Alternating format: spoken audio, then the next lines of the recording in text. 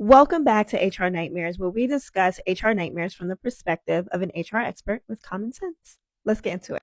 We had a woman show up to work in a fishnet shirt and a black bra, which basically meant she was wearing a bra around the office because the fishnet did nothing to hide her skin. Her male manager came to me with an exhausted look on his face and asked me to come talk to this employee about dress code.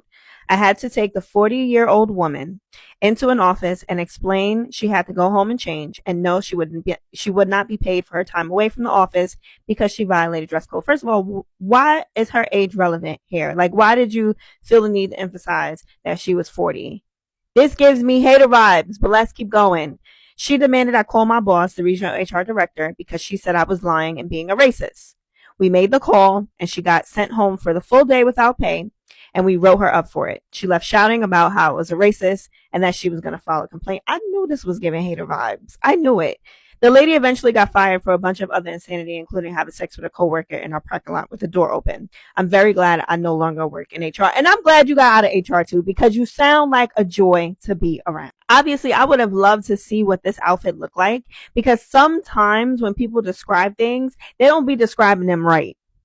They don't be describing them right. And as a woman of color, larger body parts, I have worn the same outfits to work that the smaller white women have worn. My phone was having it. I've worn the same outfits that they've worn, but yeah, I was the one who was questioned about dress code and things like that. And it's like, really? I could see the bottom of Abby's cheeks. Abby's cakes is hanging out the bottom of them pants. Why are you coming to talk to me about my gym shorts? Why are you coming to talk to me about my polo and my jersey and my do-rag? Please leave me alone and find relaxation. But in any case, if other people are dressing like this and we're only bothering the black woman that is discriminatory or whatever race she is, I'm going to assume that she was black or a person of color based off of the fact that Bullet Girl might be racist. Anyway, tell me your thoughts. Have you ever got dress coded at work? Has anybody ever had to send you home? And I think the other piece of it too is that some places you got to pay them the minimum. And if this person was salaried, you're going to deduct a day of pay for this?